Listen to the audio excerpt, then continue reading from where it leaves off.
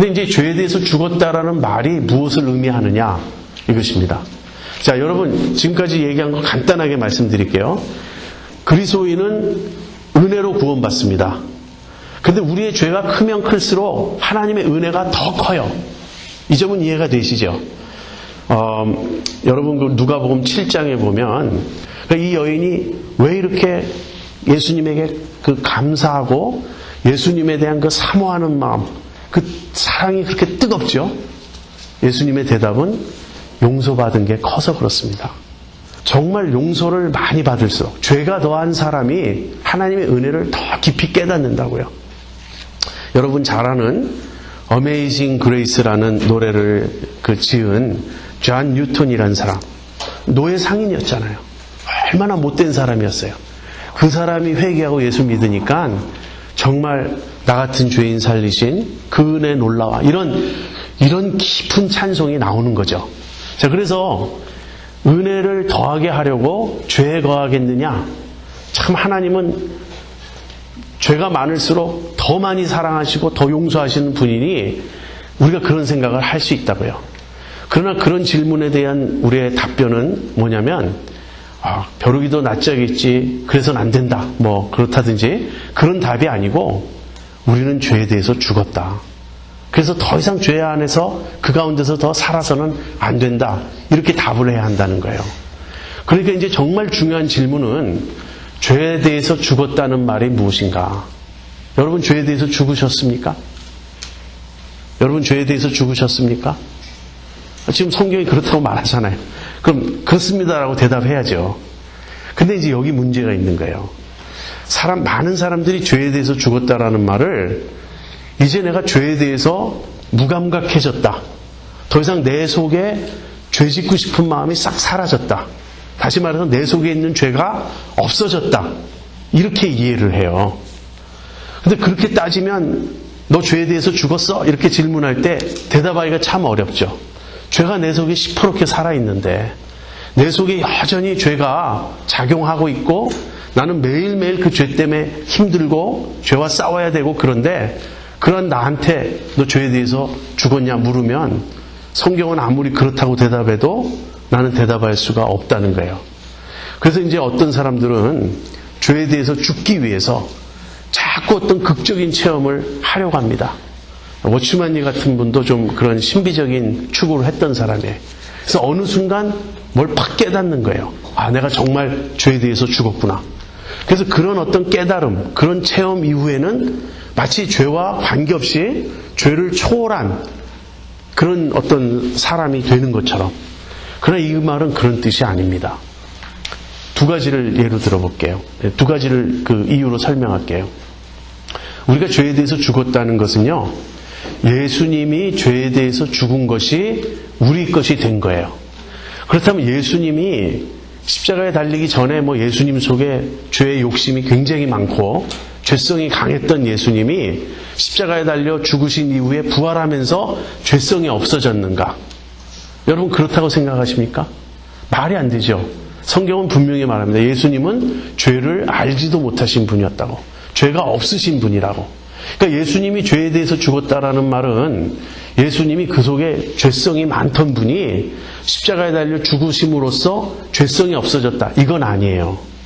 예수님이 죄에 대해서 죽었다라는 말의 의미는 무엇이냐면 죄의 결과인, 죄의 형벌인 그 죽음을 당하셔서 죄로부터 자유로워지셨다. 더 이상 죄가 예수님에게 요구할 수 있는 어떤 형벌이나 어떤 빚이 없다는 거예요. debt free예요. 죄에 대해서 아무런 빚을 지고 있지 않아요. 왜냐하면 그 죄의 대가를 받으셨으니까. 그게 예수님이 죄에 대해서 죽으신 겁니다. 자, 우리도 그 다음에 이제 두 번째는요. 만약에 죄성이 우리 안에 없어진 것을 의미한다면 성경에 나오는 죄 짓지 말라든지 의롭게 살라든지 하는 모든 권면은 불필요해요. 그렇지 않습니까? 그냥 가만히 있어도 우리는 죄 안 지을 텐데 더 이상 우리 안에 죄가 없으니까 우리는 계속 의롭게 살아갈 텐데 뭐 때문에 권면하고 뭐 때문에 명령합니까? 그런 뜻이 아니에요. 세 번째는 하나 덧붙인다면 우리들의 경험이 그렇지 않은 걸 알고 있어요. 여러분 중에 나는 속에 더 이상 죄의 충동이 없습니다. 내 속에 있는 죄가 다 죽어 없어졌습니다. 이제 나는 정말 죄로부터 자유롭습니다. 이렇게 말할 수 있는 사람 있습니까? 그런 사람은 없어요. 그래서 죄에 대해서 죽었다란 말은 그 뜻이 아니고요. 죄의 대가를 지불했다는 거예요. 죄의 대가를 지불함으로 더 이상 죄와 나 사이에 관계가 없어졌다. 상관이 없어졌다. 우리는 죄에 대해서 더 이상 빚진 상태가 아니다. 지금 그걸 의미합니다. 자, 그래서 이제 6절, 7절을 보죠. 계속해서 설명을 보겠습니다. 우리가 알거니와 우리 옛사람이 예수와 함께 십자가에 못 박힌 것은 죄의 몸이 멸하여 다시는 우리가 죄에게 종노릇하지 아니하려 함이니 이는 죽은 자가 죄에서 벗어나 의롭다 하심을 얻었음이니라. 여기 우리가 알거니와 그리고 우리 옛사람이 예수와 함께 십자가에 못 박힌 것은 그랬습니다. 우리가 예수님 믿을 때 예수님과 연합하여 하나가 되고 예수님의 죽음이 내 죽음, 예수님의 장사됨이 내 장사됨, 예수님의 부활이 내 부활이 된다고 말씀드렸죠. 여러분 이해가 되십니까? 이 점은? 그런데 예수님과 함께 죽은 것인데 예수님의 죽음이 내 죽음인데 예수님과 함께 죽은 나는 누구냐 하는 거예요. 거기 보면 옛사람이 죽었다. 그렇게 말하고 있어요. 그러니까 이 옛사람이 뭐냐를 알아야 돼요. 옛사람이란 뭔가요? 옛사람이란 내 속에 있는 죄성이 아니고요. 예수 믿기 이전의 나예요. 예수 믿기 이전의 나는 아담 안에 있는 나입니다. 다시 말하면 내가 예수님을 믿는 순간 그때까지의 나는 끝났어요. 그때까지의 나는 이제 죽었어요. 그리고 그러면 옛사람이 죽으면 그 다음에 사는 사람은 누구입니까? 새 사람이죠. 그래서 우리는 옛사람에서 새 사람으로 바뀐 거예요. 여러분 골로새서를 보면 우리는 옛사람을 벗어버렸고 새 사람을 입었다. 이렇게 말하고 있어요. 그것이 에베소서로 오면 옛사람을 벗어버리고 새 사람을 입으라. 이렇게 명령형으로 돼 있는 것 같아요. 근데 이제 에베소서에 대해서는 번역을 조금 다르게 합니다. 옛사람을 벗어버리고 새 사람을 입었다고 너희가 배우지 않았느냐? 이렇게 번역하는 게 사실은 맞아요. 근데 어찌됐든 예수 믿는 순간 나에게 일어나는 변화는 뭐냐면 옛사람은 끝나고 예수 믿는 그 순간부터 나는 새 사람이 되었다. 그런즉 누구든지 그리스도 안에 있으면 새 피조물이라. 새로운 존재가 되는 거예요. 이전 것은 지나갔으니 보라 새 것이 되었도다. 그래서 옛사람이 끝나고 이제 새 사람이 되었습니다. 더 설명이 필요해요. 근데 조금만 기다리세요. 그렇게 예수님이 나를 옛사람에서 새 사람으로 바꾸어 주신 이유는 뭔가? 죄의 몸이 멸하여 다시는 우리가 죄에게 종노릇하지 않게 하려 함이라. 이 죄의 몸은 뭡니까? 이 죄의 몸은요. 그냥 쉽게 우리 안에 있는 죄성이다 이렇게 생각하시면 돼요. 지금으로서는 내가 신분이 바뀐 거예요. 옛사람에서 새 사람이 된 것은 신분이 바뀐 거고요. 이런 새로운 신분을 내가 받게 된 이유는 내 안에 있는 죄성을 더 이상 조차 살지 말고 거룩하게 살게 하기 위함이다 하는 것이에요. 그래서 우리가 십자가에 못 박힐 때 나의 죄의 몸이 다시 말하면 육신이 죄성이 멸한 것이 아니에요. 육신 또는 죄성, 죄의 몸은 여전히 나에게 남아있어요. 근데 무엇이 죽었냐면 옛사람이 죽고 그때까지의 나는 끝나고 새로운 신분으로 바뀌어서 새 사람으로 내가 존재하는데 나를 새 사람으로 만들어주신 이유는 죄성을 조차 계속 살지 않게 하기 위함이다. 그 말이에요. 그래서 7절 보세요. 7절에 지금 좀 전에 제가 설명한 내용이 담겨 있습니다. 이는 죽은 자가 죄에서 벗어나, 그러니까 옛사람이 십자가에 못 박혀 죽었죠. 근데 그 옛사람이 죄에서 벗어나 의롭다 하심을 얻었음이니라. 옛사람이 죽으면서 이 죄의 대가를 다 지불했기 때문에 이제는 죄로부터 벗어났고요. 이제는 의롭다함을 받았다 하는 것입니다. 그러면서 이제 8절 9절에 이제 부활에 대해서 말합니다. 만일 우리가 그리스도와 함께 죽었으면 또한 그와 함께 살 줄을 믿노니 그러니까 옛사람이 죽으면 새사람이 사는 겁니다. 이는 그리스도께서 죽은 자 가운데서 사셨음에 다시 죽지 아니하시고 사망이 다시 그를 주장하지 못할 줄을 알미로라. 예수님은 죽고 부활하신 후에 다시는 죽지 않는 몸을 입으셨죠. 그게 예수님의 부활의 의미예요.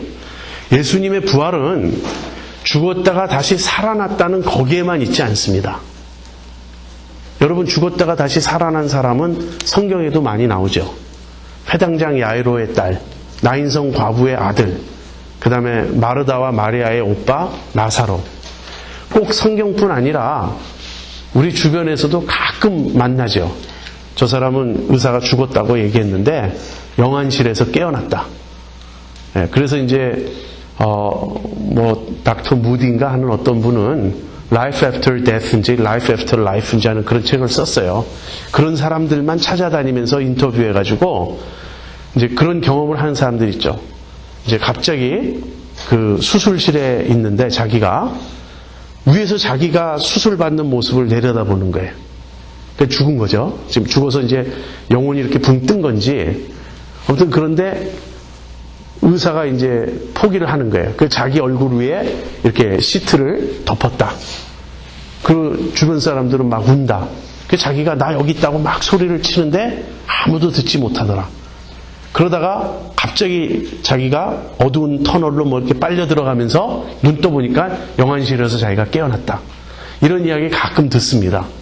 지금 죽었다가 살아났다는 이야기는 이것이 아니에요. 이것은 resuscitation입니다. 이것은 소생 또는 회생이에요. 이건 부활이 아니에요. 예수님의 부활은 다시는 죽지 않는 진짜 생명으로 살아나신 겁니다. 그래서 예수님이 진짜 다시는 죽지 않는 참 생명으로 살아나셨기 때문에 우리도 이제는 영원히 죽지 않는 참 생명 가운데서 살게 되었다. 이 일이 너희에게 일어난 것을 알지 못하느냐. 예수님과 합하여 세례를 받은 우리는 예수님과 함께 죽었고 예수님과 함께 장사되었고 예수님과 함께 살아났다. 그런데 예수님과 함께 죽을 때 일어난 일은 우린 죄와 관계가 끝났다. 우린 죄에 대해서 죽었다. 왜냐하면 죄인이었던 나의 옛사람은 거기서 터미네이트 했어요. 거기서 끝났고 이제 나는 새로운 사람으로 살아나는데 새로운 사람으로 살아난 사람은 이 기록에 보면요. 죄가 없어요.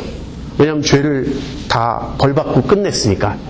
그래서 죄가 없는 이 sin free record를 가지고 있는데 이렇게 내가 새로운 사람이 된 이유는 이전에 계속 죄를 짓던 그 죄성을 지금도 죄성은 남아있어요. 근데 이 죄성을 조차 살지 않게 하려 합니다. 죄와 관계없이 거룩하게 살게 하려 합니다. 이것이 세례의 의미입니다. 그런데 우리가 어떻게 죄를 계속 짓고 죄 가운데 거할 수 있겠느냐 하는 이야기예요. 자, 이제 이 시점에서 제가 또 어떤 예를 하나 만들어 볼게요. 이것이 이제 저한테는 도움을 줬어요. 근데 여러분에게 도움을 줄 수 있기를 바랍니다. 자, 내가 옛사람이 죽고 새사람이 되었다라는 말의 의미가 무엇인가?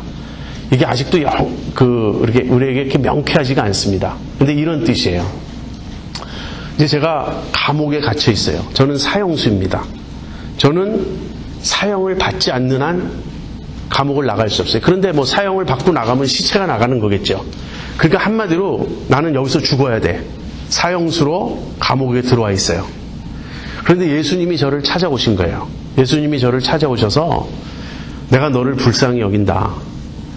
그런데 너는 죽지 않으면 여기서 나갈 수 없기 때문에 내가 너를 위해서 대신 죽겠다. 내가 너를 위해서 대신 죽으면 너는 나갈 수 있다.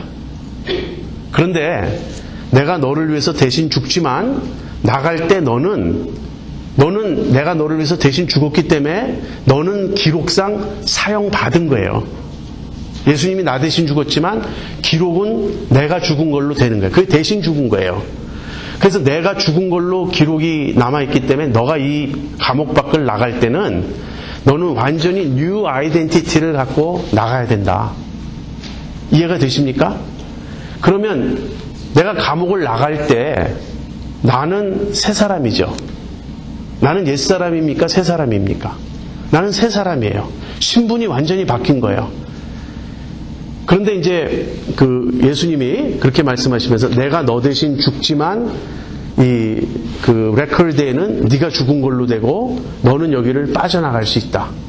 그런데 내가 너를 여기서 나가게 하는 이유는 뭔가? 나가서 또 옛날처럼 깡패짓하고 도둑질하고 싸우고 사람이나 죽이고, 다시 말하면 너 죄성을 좇아서 옛날에 죄 짓고 살던 그 삶을 또 살라고 내가 내보내는 건 아니지 않는가.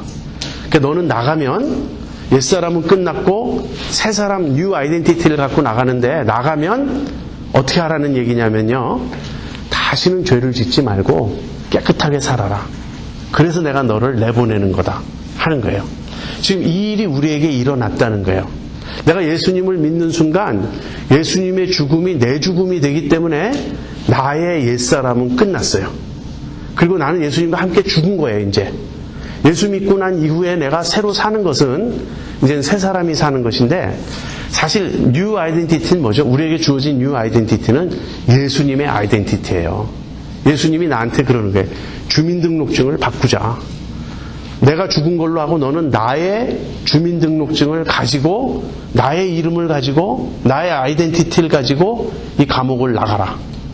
사는 건 제가 살지만 이제 이름은 더 이상 옛날의 내가 아니고요, 새 사람으로서 나가고 새로운 삶을 살아라 하는 것입니다.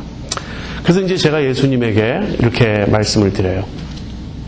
예수님 말씀은 참 고마운데요, 그렇다고 해서 예수님이 나 대신 죽게 할 수는 없지 않습니까? 그랬더니 예수님이 이렇게 답변하시는 거예요. 그럼 걱정하지 말아라. 나는 부활한다. 죽어도 부활한다. 그리고 정말 걱정은 뭐냐면, 네가 감옥에 나가서 이제는 너의 이전 삶을 살지 말고 이제는 나처럼 살라고 내가 명령을 했는데 네가 나처럼 살 수가 없다. 너의 능력으로는 살 수가 없다. 그래서 내가 부활해서 네가 감옥을 나갈 때 내가 너 안에 영적으로 임할 것이다. 너와 함께 살 것이다. 그 감옥을 나가면 그 이후에는 네가 네 안에 있는 나의 인도를 받아서 살아라. 그러지 않고 또 네가 너의 옛 생각대로 너 자신이 주장하며 살면 너는 절대 죄로부터 벗어난 삶을 살 수가 없다. 예수님이 그 말씀을 하셨어요. 자, 그래서 이제 제가 감옥에서 나갔습니다. 예수님이 나 대신 죽고 나는 법적 기록으로는 죽은 걸로 되고 감옥에서 나갔어요. 나갔더니 저랑 같이 옛날에 이제 조폭이죠. 저랑 같이 깡패짓하고 저랑 같이 나쁜 짓 하던 옛 동료들이 두부를 들고 저를 찾아왔어요. 여러분 그거 아시죠? 한국에서는 감옥에서 나오면 두부 주는 거. 예? 그리고선 이제 너 잘 나왔다. 이제 한탕 하자. 그러지 않아도 큰 거 뭐 한 건을 준비하고 있다. 그럼 제가 이제 이렇게 대답하는 거예요. 나는 더 이상 옛날의 내가 아니다. 나는 감옥에서 나올 때 새 사람이 돼서 나왔다. 그러니까 나한테 뭐 죄짓자든지 뭐 이런 일 하자고 말하지 말라. 그랬더니 동료들이 비웃는 거예요. 야, 네가 얼마나 오래 가나 두고 보자. 네가 지금 뭔가 헷가닥 했는데 마음 바뀌면 우리 찾아와. 그러고선 이제 떠났어요. 그래서 이제 저는 예수님이 살라고 하신 대로 사는 거예요. 보니까 뭐 고아원 방문해라. 그래서 고아원 찾아가고, 양로원 방문해라. 그래서 양로원 찾아가고, 아무튼 착하게 살려고 그러는데요. 일주일도 못 갔어. 도저히 못 살겠다. 내가 살 수 있는 삶이 아니다. 난 차라리 감옥에서 죽던지 했어야지. 예수님 살라고 한 대로 살라 그러니까 이건 죽는 것보다 더 힘들어요. 그때 내가 이제 떠올랐어요. 생각이 뭐냐면, 네가 감옥에서 나갈 때 부활해서 내가 영으로 너와 함께 거하겠다는 그 약속이 떠올랐어요. 그 내가 기도합니다. 주님 정말 내 안에 거하십니까? 그럼 나를 통하여 사십시오. 나를 도와주세요. 바로 성령님이 우리 안에 오셨다는 거예요. 그래서 이제 이런 변화가 일어난 겁니다. 여러분 잘 들어보세요. 제가 이게 진짜 기독교라고 서론 때 말씀드렸죠. 이거 모르면 진짜 기독교 모르는 겁니다. 진짜 기독교는 뭐냐면 예수님을 믿을 때 나에게 영적으로 어떤 변화가 일어났어요. 영적으로 일어난 변화는 사실 두 가지입니다. 첫 번째는 뭐냐면 우리 신분이 바뀐 거예요. 옛사람에서 새사람으로 바뀐 거예요. 우린 더 이상 예수 믿는 그 시점부터 그 이전의 내가 아니에요. 완전히 새로운 내가 된 거예요. 이것이 지금 세례 쪽에서 설명하고 있는 내용이에요. 근데 사실은 또 다른 일이 하나 일어났어요. 예수 믿을 때. 뭐냐면 내 안에 예수님이 들어와서 사세요. 사실 내 안에 새 성품이 주어졌어요. 이전에는 죄성이 있었죠. 그것이 옛사람이 아니고 옛 성품입니다. 그러니까 이걸 구분해야 돼요. old man이 아니고 old nature. 그게 sinful nature고 sin이고 flesh예요. 육신이고 죄성이고 옛 성품이에요. old nature예요. old nature가 없어졌습니까? 없어지지 않았습니까? 없어졌어요? 없어지지 않았어요? old nature는 남아있어요. 계속 있어요. 그리고 old man은 끝났지만 old nature는 남아있는데 내가 이제 new man이 됐는데 new man이 되면서 new nature를 받았습니까? 못 받았습니까? 받았어요. 자, 그러면 새 사람이 된 이후에 나에게는 two nature가 있죠. old nature 죄성도 남아있고 그 다음에 new nature가 남아있죠. 이 new nature가 들어왔죠. new nature는 내 안에 거하시는 성령님이라고 말할 수도 있고요. 하나님이 new heart, new spirit을 주셨다는 거예요. 자, 이 둘 중에 어느 게 나의 오리지널 네이처입니까? 뉴 네이처예요. 크리스찬들은 뉴 네이처를 받은 사람들. 그래서 우리가 내 안에 있는 sinful 네이처가 남아있고 죄성이 남아있지만 그게 나의 본바탕이 아니에요. 예수 믿고 내가 새 사람이 되면 두 가지 일이 나에게 일어나는데 하나는 내가 신분이 바뀌어요. 뉴 아이덴티티를 받아요. 그 다음에는 뉴 네이처를 받아요. 그런데 프로블럼 뭐냐면 올드 네이처가 없어진 것은 아니다 하는 거예요. 이 올드 네이처는 제가 이제 나중에 더 내용이 나오는데 무엇과 관련이 있냐면요. 우리의 몸과 관련이 있어요. 우리의 이 몸이 지금 죽을 몸입니다. 우리의 몸은 구원받지 못했어요. 우리의 영은 예수님을 믿을 때 살아났어요. 그것이 이제 정확히 신학적으로 얘기하면 regeneration이에요. born again 한 거예요. 영이 살아난 게. 그렇지만 그것을 내 경험으로 아는 건 뭐냐면 그게 conversion이에요. conversion 이제 6장 후반부를 제가 설명할 때 그 얘기가 나올 겁니다. 그래서 나에게 new nature가 주어졌고 new identity가 주어졌지만 여전히 그 내 안에 old nature, sinful nature가 남아있는 이유는 영은 살았지만 우리의 이 몸은 죽을 몸이기 때문에 이 연약한 죽을 몸을 통해서 이 죄가 남아있는 거예요. 그래서 6장 6절에 죄의 몸이라고 말하는 거예요. 그걸 제가 아까 그냥 죄성이라고 쉽게 이해해도 된다고 말씀드렸죠. 자, 그러면 이 올드 네이처는 언제 없어집니까? 우리가 부활할 때. 우리가 이 죽을 몸을 벗고 새 몸을 입을 때 우리 안에는 no more sin이에요. No more old nature, no more flesh. 더 이상 우리 안에 육신이 없고 죄성이 없고 우리 안에 죄가 없어집니다. 그때는 우리의 구원이 완성되는 때예요.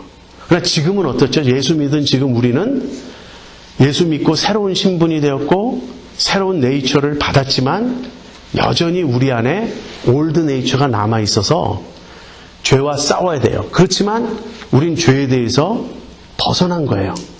죄에 대해서 벗어났다는 말은 무슨 말이죠? 예, 죄의 형벌을 받았어요. 예수님이 죄에 대해서 죽으셨어요. 죄의 형벌은 사망이에요. 그러니까 사망을 당했기 때문에 예수님을 통해서 우리가 죽었기 때문에 이제는 죄가 더 이상 나한테 아무것도 요구할 수가 없어요. 왜냐하면 난 죽었기 때문에. 이런 일이 나에게 일어난 것입니다. 그러니까 우리가 신앙생활 할 때 두 가지를 알아야 돼요. 하나는 내가 새로운 신분이 되었다. 그래서 여러분 자꾸만 하나님 나는 죄인입니다. 이렇게 고백할 때 하나님 아직도 내 속에 죄성이 남아 있습니다. 이런 뜻이면 맞아요.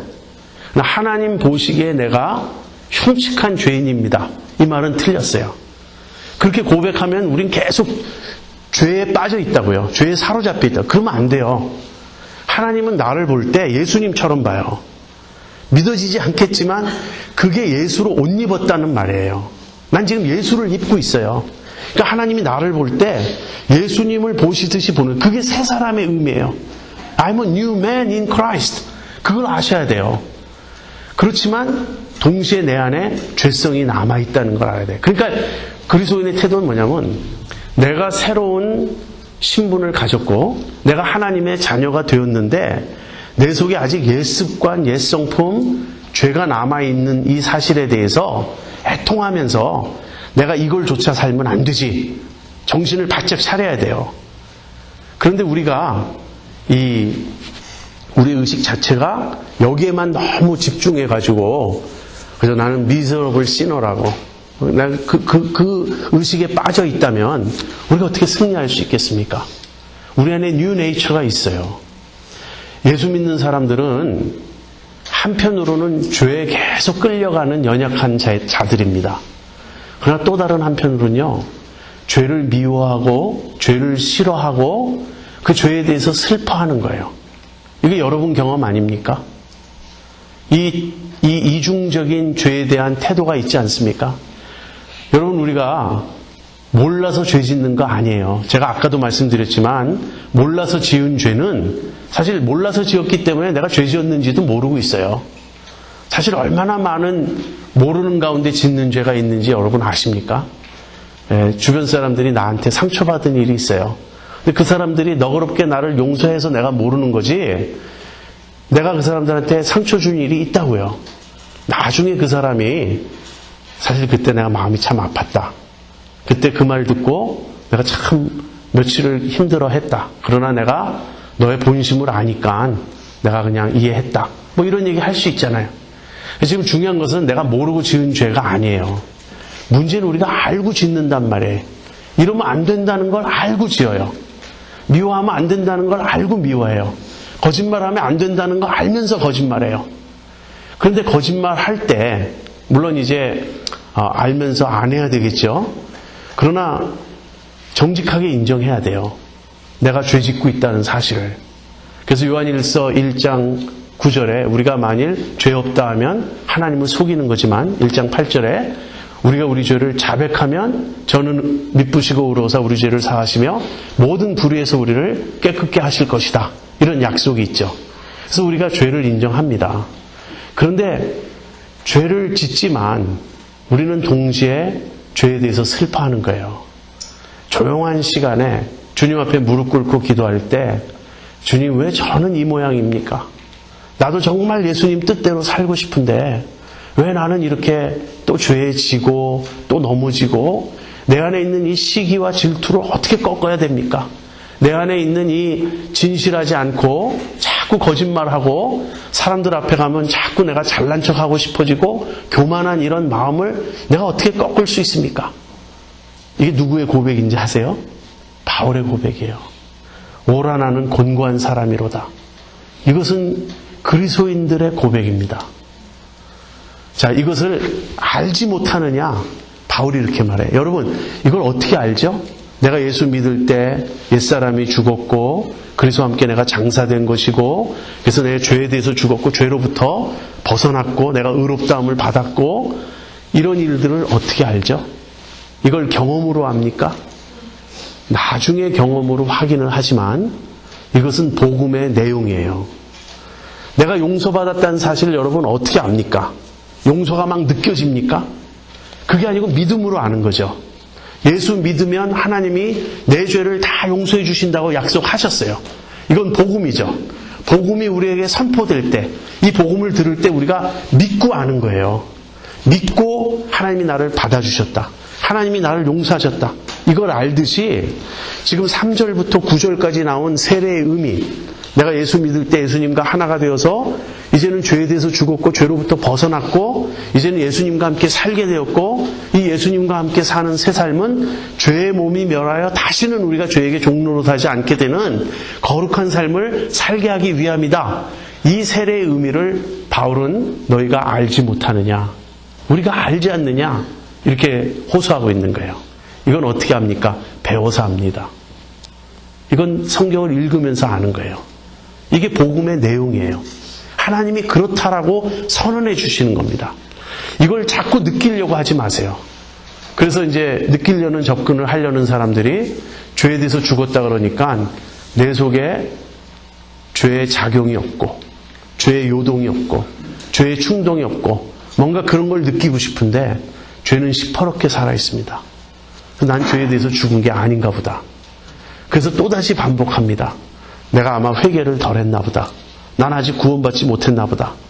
그리고 이런 수련회나 무슨 부흥회가 있으면 또 그냥 근본부터 다 해결을 하려고 하나님께 막 회개하고 죄를 다시 고백하고 그래서 뭔가 은혜 받으면 간증합니다. 이제 나는 새 사람이 되었습니다. 이제 나는 정말 죄로부터 자유롭게 되었습니다. 그러나 얼마 안 가서 또 죄의 노예가 되어 있고 죄에 사로잡히는 자기 자신의 모습을 봅니다. 이건 지금 체험으로 알라, 느껴라 하는 게 아니고요. 하나님께서 우리에게 일어난 일이라고 선포해 주시는 거예요. 그래서 우리는 압니다. 그리고 알고 믿음으로 따라가면요, 확인이 돼요, 나중에. 정말 그 말이 맞구나. 내 안에 새로운 성품이 주어지고 내 안에 새로운 이 죄와 싸워 이길 수 있는 능력도 주어졌구나. 이런 걸 아는 거예요. 자, 지금 3절부터 9절까지 알다라는 동사에 대해서 우리가 살펴보았습니다. 이제 여러분 아시죠? 어떻게 압니까? 배워서 아는 거예요, 이거는.